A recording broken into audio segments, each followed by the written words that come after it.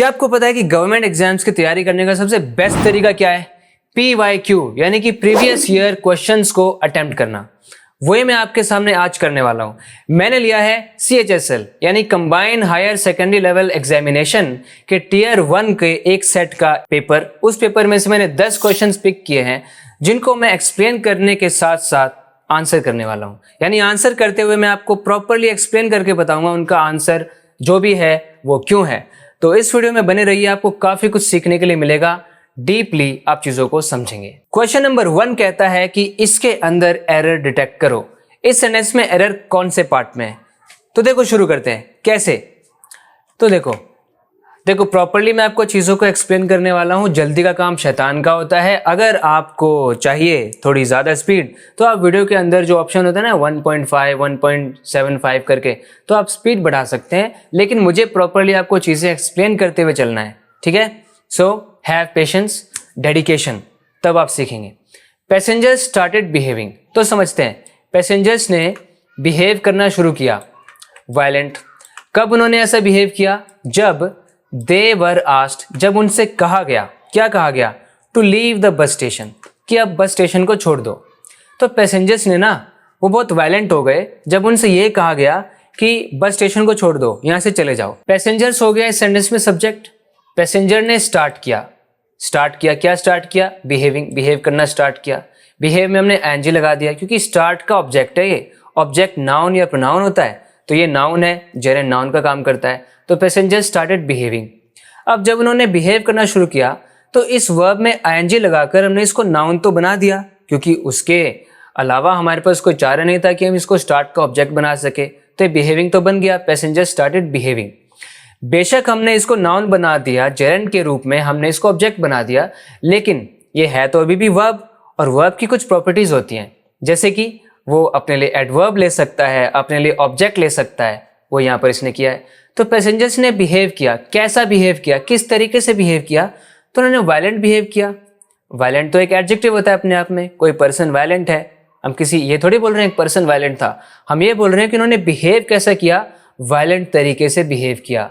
Violent का adverb form use करो जो कि होता है वायलेंटली। जी हाँ फ्रेंड्स, तो हमें पता चल गया कि जो हमारा एरर है वो हमारे इसी पार्ट में है। यहाँ पर इधर एरर है वायलेंट व्हेन के अंदर।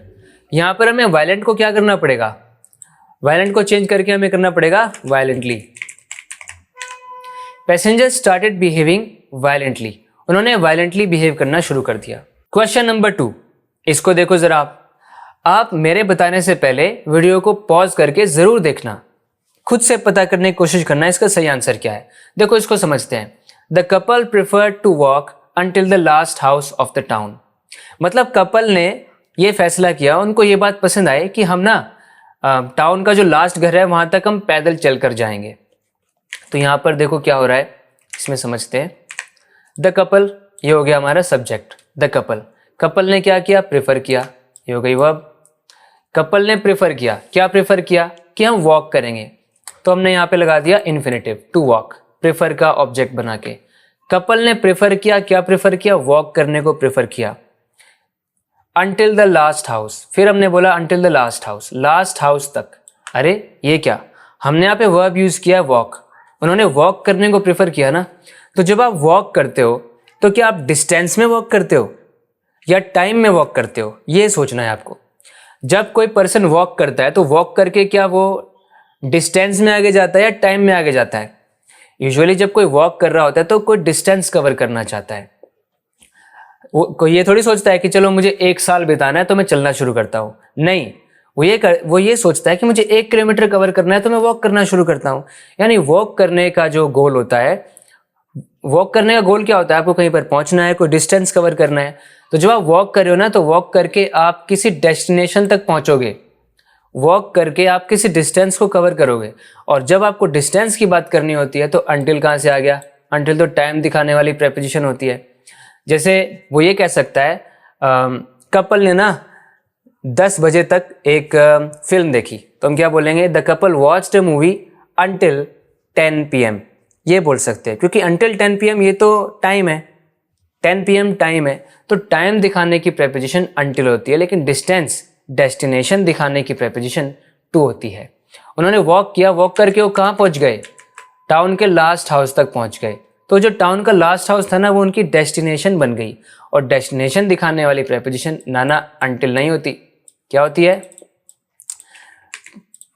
टू होती है। टू दिखाए कि डेस्टिनेशन, उन्होंने वॉक करके लास्ट हाउस को रीच कर लिया। They walked to the last house, ना कि until the last house. Clear है? Select the sentence in the future tense. तो ये अगला क्वेश्चन है, ये बोल रहा है कि इन चारों ऑप्शंस में से कौन सा ऐसा ऑप्शन है जिसके अंदर फ्यूचर टेंस यूज किया गया है। तो यहां पर अगर आप ध्यान दें तो इन ऑप्शंस के अंदर आपको दिखेगा विल, ठीक है, शुड, कुड, ये तीनों ही मॉडल्स हैं, विल, शुड और कुड। और यहां पर है have been, I have been 25 next Sunday, पता नहीं क्या सब गलत लिखा हुआ है इसके अंदर। लेकिन अगर यहां तक देखें तो ये प्रेजेंट परफेक्ट टेंस है और ये सभी मॉडल्स हैं। तो अपनी अंडरस्टैंडिंग को आसान बनाने के लिए लोग ऐसे समझते हैं कि एक होता है फ्यूचर टेंस, एक होता है प्रेजेंट टेंस, एक होता है पास्ट टेंस। टेंस एक्चुअली में वर्ब की फॉर्म को कहते हैं, वैसे तो फ्यूचर टेंस होता नहीं है, लेकिन क्वेश्चन में पूछा गया है तो कई बार लोग इसको इस तरीके से पढ़ते हैं कि फ्यूचर टेंस भी होता है जो फ्यूचर को दिखाता है। तो फ्यूचर को दिखाने का काम तो विल मॉडल करता है। विल मॉडल क्या काम करता है, फ्यूचर को दिखाने का काम करता है। ना ही शुड फ्यूचर दिखा सकता है, ना कुड दिखा सकता है, ना हैव बीन दिखा सकता है, सिर्फ विल दिखा सकता है। I will be 25 next Sunday, यानी जो संडे आएगा उस दिन मैं 25 साल का हो जाऊंगा इस सेंटेंस के हिसाब से। तो यहाँ पर सही कौन सा हो गया, ये सेंटेंस हमारा सही हो गया। This is the right answer here. I am down with her complaints. तो इस क्वेश्चन में क्या करना है, जिस फ्रेज को अंडरलाइन किया गया है उसको आपको करेक्ट करना है। ये गलत है, I am down with her complaints सही नहीं है। तो अब यहां पर आप ये देखो, कोई पर्सन कह रहा है, किसी की कंप्लेंट्स की बात कर रहा है, उसको ना कोई लड़की है जो उसको बार बार कंप्लेंट करती रहती है, कोई कंप्लेंट्स उसके पास लाती है, तो कोई बार बार आपके पास कंप्लेंट्स लेकर आ रहा है, शिकायतें लेकर आ रहा है, तो आपकी हालत कैसी हो जाएगी। देखो समझते हैं, यहाँ पे लिखा हुआ है passed out with. Passed out with तो कोई रिकग्नाइज्ड फ्रेज है नहीं। पास आउट होता है एक फ्रेजल वर्ब जिसका मतलब बेहोश हो जाना होता है। तो ऐसा कुछ सेंटेंस बन सकता है कि ही पास्ड आउट विद एग्जॉस्शन, वो थकान से बेहोश हो गया। लेकिन यहाँ पे कोई शिकायतें आपके पास लेकर आ रहे तो आप बेहोश हो जाओगे, नहीं, वैसे भी सही नहीं होता ये। Fed up with, fed up with होने का मतलब होता है थक जाना, तंग आ जाना, ऊब जाना। when you are tired of something, when you are sick of something, when you don't want to put up with something anymore, तो कहते हैं कि आप उस चीज़ से फेड अप हो गए हैं। And this is the right option here, यहाँ पे फेड अप विद ही आएगा। I am fed up with her complaints, उसकी कंप्लेंट्स इतनी आती है मेरे पास कि अब मैं उनसे फेड अप हो चुका हूँ। I am fed up with her complaints. Held down with का कोई मतलब नहीं है, लुक डाउन विद का कोई मतलब नहीं है। लुक डाउन ऑन होता है जिसका मतलब किसी को कम आंकना होता है। तो यहाँ पे सिर्फ फेड अप विद ही सही चॉइस है, तो यहाँ पे ये राइट आंसर हो गया। अब अगले क्वेश्चंस को आंसर करने के लिए एक पैराग्राफ दिया गया है, रीडिंग कॉम्प्रिहेंशन है ये। तो इसके अंदर ब्लैंक्स है, तो आपको पता लगाना है कि सभी ब्लैंक्स में कौन से आंसर आएंगे। हर एक आंसर के लिए आपके पास 4 ऑप्शन है, जैसे कि आप यहाँ पर देख सकते हैं। ये है अगला क्वेश्चन इस ब्लैंक के लिए, तो हमें समझना पड़ेगा ईटिंग, चर्निंग, फीडिंग, ग्रेजिंग में से क्या आएगा।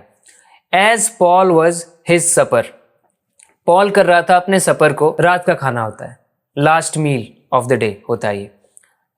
ऐसा खाना जो आप दिन के खत्म होने पर खाते हैं उसको सपर भी बोलते हैं, सपर बोलते हैं। तो पॉल सपर को कर रहा था, क्या कर रहा होगा भाई, कोई सपर को चर्न कर रहा होगा। ट्विस्ट करना होता है, दूध को चर्न करते हैं मक्खन वगैरह बनाने के लिए। सपर को चर्न करेगा क्या, नहीं। फीड करना मतलब किसी को खिलाना होता है, क्या वो किसी को खिला रहा था। अगर किसी को खिला रहा था तो पर्सन कहाँ है, किसको खिला रहा था, मतलब ये भी नहीं हो सकता, ये भी नहीं हो सकता।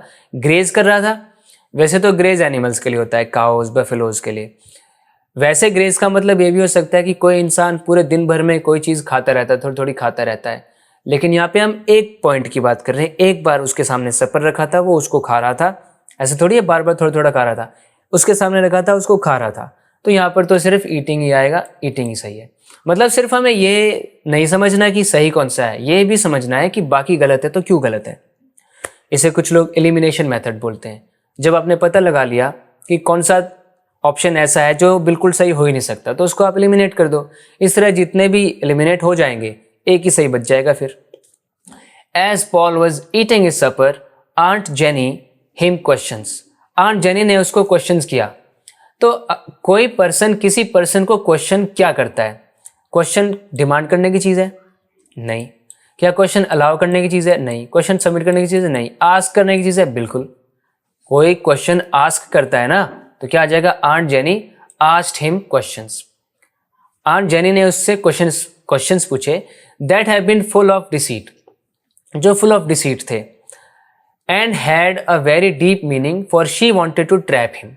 तो वो ना उसको किसी तरह छल करके बड़ी चालाकी के साथ फंसाना चाहती थी, कुछ उससे उगलवाना चाहती थी। तो जो उसने क्वेश्चंस पूछे थे वो इसी तरीके के थे, पूछताछ करी थी वो उससे। उनका कोई डीप मीनिंग था उन क्वेश्चंस का। फॉर, यहाँ पे for as a conjunction use हुआ है, जिसका मतलब है क्योंकि, बिकॉज की जगह पे फॉर मतलब बिकॉज है यहाँ पे, क्योंकि वो उसको फंसाना चाहती थी। इट सीम्ड, ऐसा लग रहा था, as if she was endowed with endowed with, आपको पता है अगर कोई पर्सन एंडाउड विद समथिंग है, मतलब किसी पर्सन के पास ना एक कुछ गॉड गिफ्ट है, कोई टैलेंट है, कोई स्किल है, कोई एबिलिटी है, मतलब that person is endowed with something. तो हम यहाँ पे बोल रहे हैं as if she was endowed with, जैसे कि वो एंडाउड विद थी, तो उसके पास कुछ चीज़ थी। क्या थी उसके पास?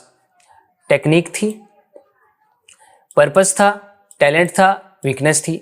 तो जैसा कि मैंने आपको बताया, endowed with, when a person is endowed with something, it means he has something great, like a skill, a talent, okay, some great characteristic. तो यहाँ पे she was endowed with talent सही हो सकता है, बाकी गलत। She was endowed with a talent, यानी उसके अंदर ना एक मानो एक टैलेंट भरा हुआ था, उसके अंदर एक टैलेंट था, एक टैलेंट, वो बड़ी किस्मत वाली थी कि उसके पास टैलेंट था। Which could Hunt for dark and mysterious tact, अगर कोई इंसान बड़ी समझदारी होशियारी से सच को छुपाने की कोशिश कर रहा है, बहुत तरीके से बात करके, बहुत तरीके से बात करना, वो जो एक तरीका होता है ना ऐसा बात करने का कि किसी को बुरा भी ना लगे और आपको जो बात बोलनी है वो आप बता दो बड़ी चालाकी से, उसको टैक्ट बोलते हैं। तो इस लेडी के पास कोई एक ऐसा टैलेंट था कि वो पता लगा लेती थी किसी भी तरह का टैक्ट हो, कितना ही कोई होशियार क्यों ना हो, उसे वो पता लगा लेती थी क्या रहस्य चल रहा है, क्या मिस्टीरियस चीज़ है यहाँ पे। तो उसने पूछा did you now not want to swim Paul, swim नहीं करना चाहते हो Paul? Paul felt an uncomfortable, Paul ने एक अनकंफर्टेबल क्या फील किया? तो इसके ऑप्शंस अगली स्लाइड पर। तो इनमें से एक चीज आएगी। पॉल ने यहां पर फील किया एक अनकंफर्टेबल क्या चीज फील करी उसने? एक अनकंफर्टेबल क्या चीज फील करी? Uncomfortable drop, uncomfortable suspicion, view या गेस? तो यहां पर क्या बोला जा रहा है कि पॉल को भी अब कुछ लगने लगा होगा, उससे क्वेश्चन पूछे जा रहे हैं बड़ी चालाकी से, तो उसको भी लगेगा कुछ तो गड़बड़ है, दया कुछ तो गड़बड़ है। तो जब आपको ऐसा लग रहा होता है कुछ तो गड़बड़ है, कुछ तो ऐसे बोलते हैं ना दाल में कुछ काला है, तो ऐसे जब आपको फील हो रहा होता है, मतलब आपको लग रहा होता है, आप सस्पिशियस हो जाते हो, कुछ ना कुछ गड़बड़ है, कुछ ना कुछ गड़बड़ है, तो मतलब वो जो उसके मन में फीलिंग आई ना, वो फीलिंग ऑफ सस्पिशन है। तो यहाँ पे सही वर्ड क्या हो गया? Suspicion. Paul felt an uncomfortable suspicion, यानी उसको कुछ लग रहा था, कुछ गड़बड़ है, और उस गड़बड़ की वजह से वो अनकंफर्टेबल भी हो रहा था कि अब क्या होगा। तो एक अनकंफर्टेबल सस्पिशन को उसने फील किया। सो ही आंट जेनी फेस, उसने आंट जेनी के फेस को कुछ किया। क्या किया होगा? चेज किया होगा। फेस को चेज करता है कोई? चेज करना, पीछा करना, उसको फॉलो करना बहुत रैपिडली, ऐसा तो नहीं है। रफल करना, ट्विस्ट कर देना, मोड़ देना, वो भी नहीं है। सर्च करना या परस्यू करना, भाई वो कोई डिग्री है जो उसको परस्यू करेगा फेस को? यहाँ पे सर्च आ सकता है, क्योंकि सर्च का मतलब है उसने सर्च किया जेनी के फेस को, मतलब उसने देखने की कोशिश की उसके चेहरे पर क्या है, उसके चेहरे को उसने गौर से देखा, ध्यान से देखा, ताकि उसको पता चल पाए कि उसका इंटेंशन क्या है। तो यहाँ पे सर्च का मतलब ढूंढना भी नहीं है। ढूंढना तब होता है जब सर्च के साथ फॉर भी लगा होता है। जैसे the police search for the thief, police ने चोर को ढूंढा, तो यहाँ पे वो ढूंढ थोड़ी रहा है, उसका चेहरा तो सामने ही है। यहाँ पे सर्च का मतलब है प्रॉपरली, गौर से, attentively, to attentively look at something, ये है यहाँ पे सर्च का मतलब। उसने कंसिडर किया उसके फेस को कि इसके फेस पे क्या चल रहा है भाई, क्या गड़बड़ है, तो यहाँ पे सही आंसर हो गया सर्च, बाकी सब गलत। ठीक है, this is best book for children to read. तो ये हमारा क्वेश्चन नंबर 10 है और हमारे वीडियो लेसन का लास्ट क्वेश्चन। तो सोचो इसमें क्या प्रॉब्लम है, जिस फ्रेज को अंडरलाइन किया गया है, जिस पार्ट को, उसके अंदर कुछ एरर है। तो यहाँ पर हमने ना यूज किया है, हमने बोला है बेस्ट बुक। बेस्ट का मतलब सुपरलेटिव डिग्री। एक एडजेक्टिव होता है ना हमारे पास गुड, गुड की डिग्रीज क्या होती हैं, गुड, बेटर, बेस्ट। तो जब आप सुपरलेटिव डिग्री यूज करते हो, तो आप जब ऐसा कह रहे हो ना दिस इज बेस्ट बुक, आपके कहने का मतलब है बहुत सारी किताबें हैं पर ये वाली जो एक किताब है ये कमाल की है, इससे दूसरी कोई नहीं है जो इस जितनी अच्छी हो या इससे ज़्यादा अच्छी हो, ऐसी कोई किताब नहीं है, ये बेस्ट है, सबसे बेस्ट है। तो ये इकलौती डेफिनेट स्पेसिफिक यही वो किताब है जो सबसे अच्छी है। तो जब इतना फोकस कर रहे हो एक पर, तो आपने उसको डेफिनेट बना दिया है, आपने उसमें सुपरलेटिव डिग्री यूज़ किया है, तो ऐसे में आपको द का यूज़ करना कंपलसरी हो जाता है। So this is the best book, this is the right answer. This is good book सही नहीं हो पाएगा, क्योंकि अगर आपने दिस इज गुड बुक बोला है तो बुक सिंगुलर है, काउंटेबल है, तो फिर तो बोलना पड़ेगा this is a good book, this is a good book for children to read. ये भी सही हो जाता, अगर ए होता ना इसमें तो भी सही हो जाता, this is a good book for children to read, कि बच्चों के पढ़ने के लिए ना ये एक अच्छी किताब है, लेकिन ए तो यहाँ पे है नहीं। This is very good book, फिर से यहाँ पे वही प्रॉब्लम है, वेरी गुड बुक तो बोल दिया लेकिन बुक सिंगुलर है, काउंटेबल है, ए कौन लगाएगा इसमें, ये होता तो ये भी सही हो जाता, this is a very good book. This is very best book, वाह कम ऑन, मतलब बेस्ट के साथ वेरी इसके साथ नहीं आ सकता, क्योंकि बेस्ट तो गुड की सुपरलेटिव डिग्री है, सुपरलेटिव डिग्री को मॉडिफाई नहीं करता है वेरी तो पॉजिटिव डिग्री को मॉडिफाई करता है। याद रखो, very plus positive degree, very good book बोल सकते हैं, जैसे यहाँ पे था वेरी गुड बुक, लेकिन वेरी बेस्ट नहीं बोल सकते। वेरी का यूज आपको पॉजिटिव डिग्री के एडजेक्टिव्स के साथ ही करना होता है, और यहाँ पे वेरी गुड होने पर भी गलत क्यों हो गया, क्योंकि यहाँ पे ए नहीं था। तो कुल मिला के यही हमारा सही हुआ, this is the best book, ऐसे होना चाहिए। तो इसी तरीके से आपको क्वेश्चंस को स्टडी करना है। प्रीवियस ईयर क्वेश्चंस को जब आप प्रॉपर्ली अटेम्प्ट करते हैं तो आप काफ़ी कुछ सीखते हैं, आपको पैटर्न पता चलता है, किस तरह के क्वेश्चंस पूछे जाते हैं, आपकी एक्सरसाइज होती है। तो इस चैनल पर मैं आपके लिए इस तरह के वीडियोस लाता रहूँगा, जहाँ पे मैं आपको ढेर सारे कॉन्सेप्ट्स क्लियर करवाता रहूँगा और आपकी इंग्लिश इंप्रूव होती रहेगी और आप बेटर और बेटर स्कोर करने के काबिल हो जाएंगे। तो अगर आप इसी तरह के वीडियोज़ देखते रहना चाहते हैं तो इस चैनल को सब्सक्राइब ज़रूर करें। मुलाकात होगी अगले वीडियो लेसन में, अपना ख्याल रखें, टेक केयर, बाय।